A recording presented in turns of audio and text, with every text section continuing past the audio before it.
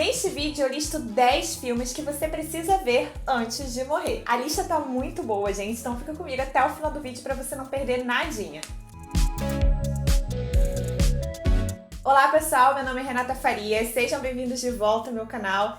E hoje eu resolvi fazer então a listinha que eu havia prometido a vocês em comemoração aos 1000 inscritos, como forma de agradecimento. Eu havia feito uma enquete e esse foi o tema que venceu. E aí eu demorei um pouquinho pra fazer porque eu precisava escolher os filmes, que é uma tarefa difícil pra mim, sempre quando falo em escolher, ainda mais se tratando de filmes. E também porque alguns filmes eu precisei rever, já que fazia muito tempo que eu havia assistido e eu lembrava muito pouco da história. Eu vou ser bem sucinta em cada filme que eu vou listando aqui pra não dar spoiler e também pro vídeo não ficar muito longo, ficar cansativo pra vocês. Então já pega o caderninho e já vai anotando as dicas. De repente, possa ser que alguns filmes dessa lista você já tenha assistido. Vai que a gente tenha gostos bem similares. Mas ainda assim, vale a pena você revisitar esses filmes, porque eles são aqueles filmes que nunca envelhecem e trazem ótimas reflexões pra gente. E claro que nesse vídeo eu não poderia deixar de agradecer a todos pelo carinho e apoio aqui no canal. Chegamos à marca de 1000 inscritos, na verdade já ultrapassamos 1000 inscritos. E foi uma verdadeira surpresa pra mim, então gostaria de agradecer imensamente a cada um de vocês, ou se você ainda não está inscrito, porque eu tenho essa mania de às vezes acompanhar os vídeos de um criador e eu acabo esquecendo de me inscrever, então se é esse o seu caso também agradeço a todos que deixaram aqui o like, o comentário. Muito obrigada mesmo, gente. Porque parece que é simples gravar um vídeo, às vezes a gente vê um vídeo de 5 minutos, mas a gente não sabe o trabalho danado que deu pra fazer aquele vídeo. Sério, um vídeo de 5 minutos, às vezes eu levo só pra editar 4 horas, 5 horas.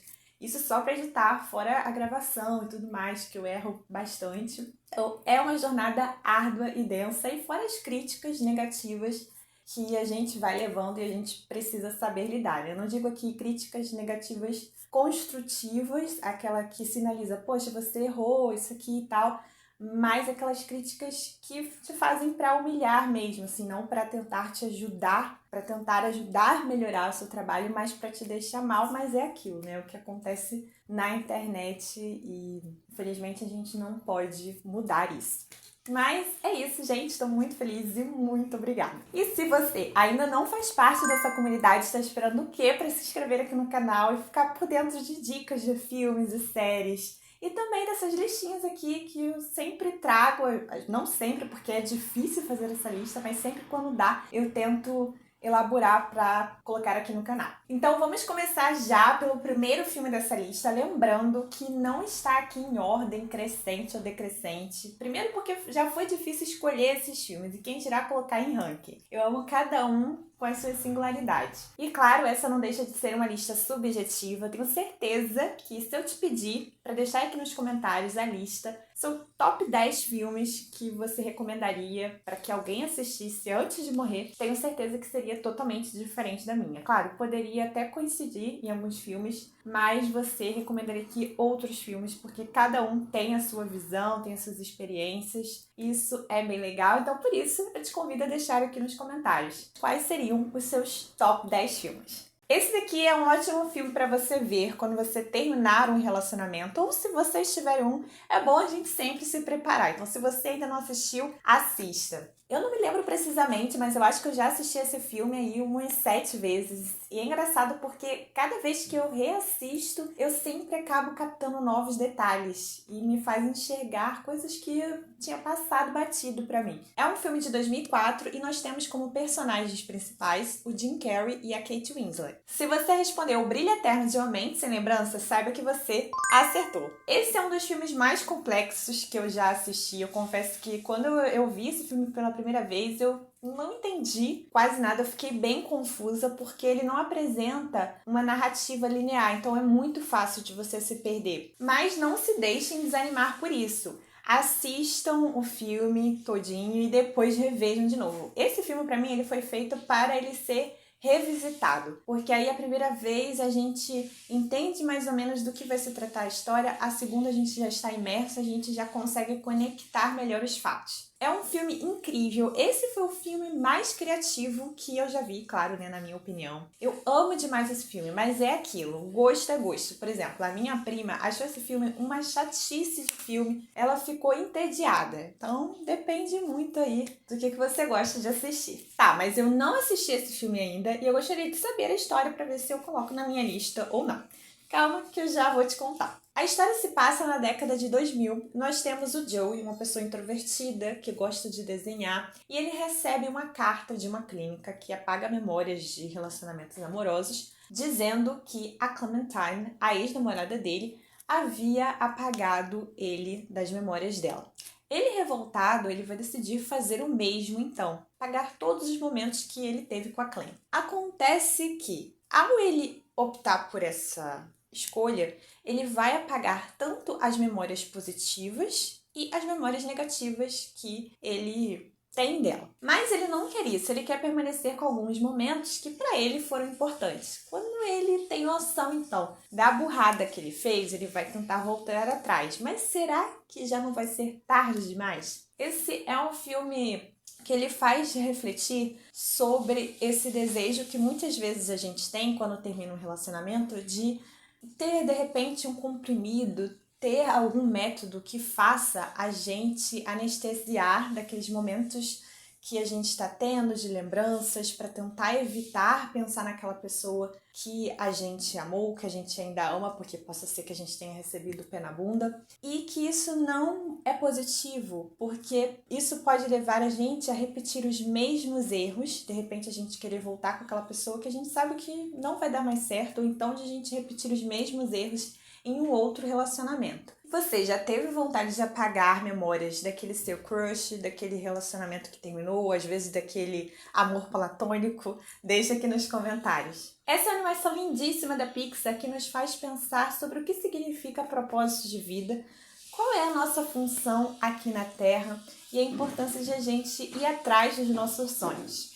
Nisso, o filme acaba abordando também problemas de saúde mental como depressão e ansiedade. Joey Gardner é um professor de música, mas a vontade dele mesmo é ser um músico bem-sucedido de jazz. Ele então fica radiante para participar de um ensaio que o possibilitaria de tocar em um evento renomado. Porém, as coisas começam a desandar quando ele sofre um acidente e isso faz com que a alma dele seja separada de seu corpo. Então vai começar a viagem existencial de Joey. Tenho certeza que você vai se emocionar com esse filme. É um filme obrigatório que você deve colocar na sua lista.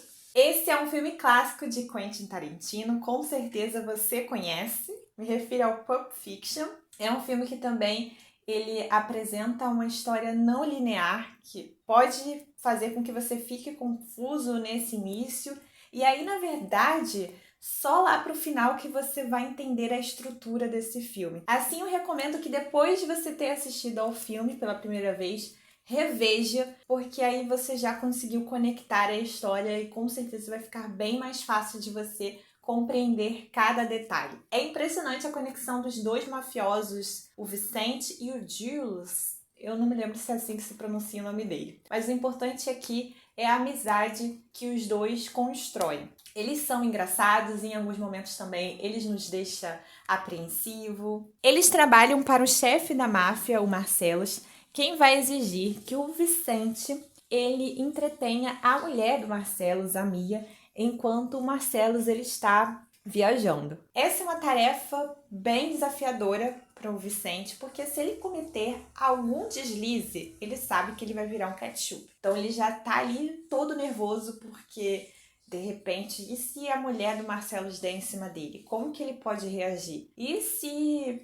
em um mínimo toque que ele fizer na mulher de Mia, isso já for ofensivo para o Marcellus? Então ele vai sentir que está pisando em cascas de ovos. Mas isso é só 10% do que acontece no filme, porque ao longo dele a gente vai se deparar com várias surpresas e essas novidades elas vão ser bem coerentes e conectadas entre si. Esse daqui é muito complexo, eu diria que foi o filme mais difícil que eu já vi, assim, fiquei me sentindo burrinha e eu terminei e fiquei pensando o que eu entendi desse filme, que eu não entendi foi nada, que eu vou ter que ver de novo. Porque A Origem é um filme que rompe com o racional. Ele aborda esse inconsciente dos sonhos. E nós somos muito racionais, a gente quer ver ali tudo encaixado direitinho. E muitas vezes o sonho ele não faz sentido. O que acontece aqui nesse filme é que a gente vai querer que as coisas façam sentido para o mundo real, mas o filme ele constrói a sua própria narrativa fictícia e dentro daquele mundo a história faz sentido sim. Um expert chamado Dom, ele furta informações durante o estado de sonho das suas vítimas. Ele vai ser contratado, então, por um empresário para fazer, na verdade, o oposto disso. Ele vai ser encarregado para gerar uma ideia nova na mente de um herdeiro de um império, para que, assim, ele pense que essa ideia surgiu a partir dele mesmo. É uma tarefa super difícil, ele vai contar com a ajuda de outras pessoas, mas se ele conseguir realizá-la, ele assim vai poder retornar à sua realidade, à sua casa. Esse filme dá uma reviravolta daquelas, ele é totalmente imprevisível e você fica pasmem quando o segredo é revelado. Isso se você não tomou nenhum spoiler, é claro, porque é um filme de 2010, então acredito que provavelmente algumas pessoas já tenham burburado o que aconteceu nesse filme e quando você foi assistir, na verdade você já sabia dessa história e não foi tão surpresa assim. Mas se você não conhece esse filme, não sabe de nada dessa história, sério, você vai se surpreender. Você pode assistir na Netflix, ele se chama A Ilha do Medo. Caso vocês se interessem, acharia bacana vocês priorizarem esse filme, porque a Netflix vive tirando e colocando esse filme. E aí é sempre aquilo, né? No momento que a gente quer ver, não está mais lá no catálogo. A história se passa em 1950. Logo no início do filme, a gente acompanha dois detetives, o Ted e o Chuck. Eles estão indo a um hospital psiquiátrico que fica ali em uma ilha. E esse é um hospital psiquiátrico, na verdade, criminal, que vai abrigar pessoas com algum tipo de transtorno mental que cometeram algum crime. Acontece que uma paciente desse hospital, a Rachel Solando, ela fugiu e ela é uma pessoa bem perigosa. Então, esses detetives, eles vão ser os responsáveis para poder investigar essa causa. Mas depois a gente entende que essa história do desaparecimento da Rachel Solando é só uma fachada para uma história ainda mais complexa, que a gente vai ficar assim, anestesiado. A Ilha do Medo é um filme que rompe com os estereótipos do que seria ser uma pessoa louca, porque afinal ninguém é normal, né? Se a gente não é uma pessoa psicótica, provavelmente nós somos neuróticos. Afinal, nesse mundo tão acelerado, quem é que de repente não tem uma ansiedade? E também a gente está nesse mundo controlado pela depressão também. E nós acabamos julgando o que é ser normal e o que é loucura. Esse filme foi bem difícil de assistir, porque ele é um filme violento e realista também. Apesar de ele ser um filme ficcional, a gente sabe que é a realidade do Brasil, principalmente se você mora em grandes cidades como Rio de Janeiro e São Paulo. E esse pra mim é um daqueles filmes que não tem discussão de não vi nada nesse filme, porque às vezes quando eu coloco filmes aqui, e eu entendo, né, cada um tem o seu gosto, suas formas de ver o filme, e aí às vezes eu falo, olha, eu achei a história desse filme pesada, aí normalmente algumas pessoas comentam, eu não vi nada demais nesse filme. Mas esse filme é consensual, Cidade de Deus é um filme pesado, é difícil de assistir, mas é necessário. Eu li uma notícia dizendo que alguns gringos, quando esse filme foi lançado, não aguentaram ver o filme completo, que saíram ali na metade do filme, mais ou menos, porque eles afirmaram ser um filme muito violento contra as crianças e que não havia necessidade disso. Mas o filme, ele mostrou a realidade, ele quis ser realista. Essa é a realidade do que acontece nas comunidades do Brasil. Então, claro, para uma pessoa que não vive essa cultura, que não tem as suas vivências aqui no nosso país, pode achar uma realidade fantasiosa, uma realidade que não existe, o que não é. Cidade de Deus é um filme que também apresenta uma história não linear, vai ser narrada sob a perspectiva do jovem busca-pé, um jovem negro, fotógrafo, e ele vai investir nessa arte para ele não se ver no mundo do crime. Ele vive na Cidade de Deus, um dos locais mais perigosos do Rio de Janeiro. Ele narra ao longo do filme as violências que ele sofreu, as violências que ele viu na comunidade Cidade de Deus. Esse é um filme que te dá um soco no estômago. Eu terminei esse filme e fiquei assim, por uma semana pensando nele. Principalmente porque eu tenho sensibilidade com cenas de violência contra criança. Então, há uma cena precisamente que eu acho que, mesmo que você não tenha assistido, acho que não é spoiler, porque todo mundo já conhece, que é a cena do tiro do pé em uma das crianças. Nossa, essa cena eu não aguentei. Eu chorei, sério. E eu fiquei assim com um bolo na garganta, porque a criança também, ela atuou tão bem que parecia que você estava assistindo algo mesmo real, de repente um documentário. Sério, gente, se você ainda não assistiu esse filme, coloquem na lista de vocês. É obrigatório. Para quem gostar do filme, eu recomendo também assistir ao documentário. Eu lembro que eu assisti há muito tempo na Netflix, eu não sei se ainda está disponível, que é Cidade de Deus, 10 anos depois. É um documentário muito bom que vai contar o que aconteceu com os atores daquele filme Cidade de Deus. Porque a gente pode pensar que todos os atores ali então ficaram bem de vida, enricaram, e não é bem assim, né? Hoje em dia nós contamos muito com essa questão da publicidade. Então, por exemplo, o BBB. Muitas vezes a pessoa quer participar por conta dessa questão da publicidade que vai ter depois. Mas antigamente não era bem assim. A gente não tinha essa questão da influência da internet. E o documentário, assim, vai mostrar que alguns conseguiram mudar de vida e outros não.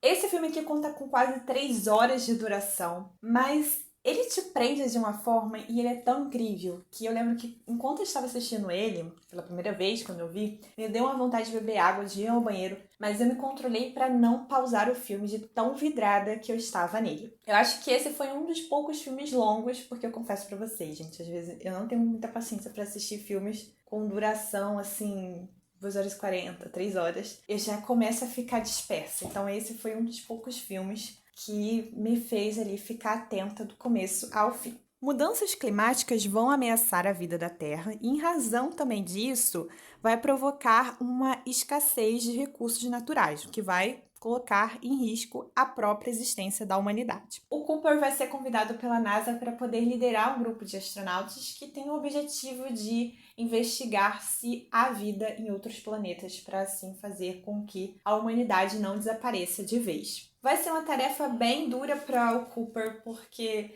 ele vive nesse dilema entre tentar salvar a humanidade e também correr o risco de, nessa missão, ele acabar não podendo mais rever os seus filhos. É um filme lindo que fala sobre essa exploração de locais desconhecidos e também sobre a paternidade. O final, ele é bem diferente, vocês vão ver depois. Esse é um filme sul-coreano que venceu o Oscar em 2020 em diversas categorias, como melhor filme, melhor direção e melhor roteiro original. É um filme que te deixa muito aflito, principalmente ali, a partir da metade do filme. E o final, então, é de partir o coração, porque ele é um filme também que vai mostrar a realidade tal qual ela é, sofrida, com seus altos e baixos. Ele mostra, então, essas questões das desigualdades sociais sem fantasias, uma realidade dura que impacta a gente. O Kim e a sua família moram em um porão sujo, pequeno, além de se encontrarem desempregados. Em um acaso da vida,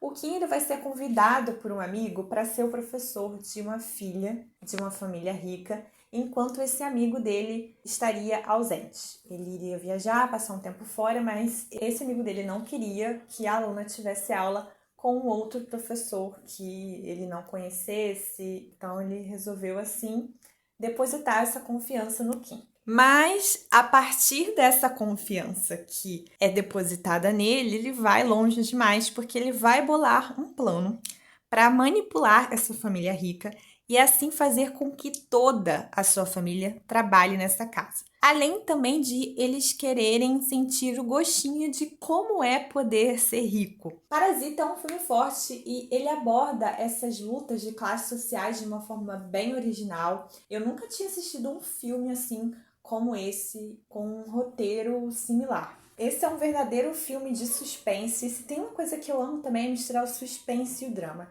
O que esse filme consegue fazer muito bem. Você fica tão tenso. Ele não é um filme de terror, mas é aquele filme que te oferece uma tensão que você se sente na pele daqueles personagens, da família do Kim. Esse filme aqui me emocionou de uma forma, além também de a trilha sonora contribuir para isso, e também as ótimas atuações que encontramos aqui nesse filme.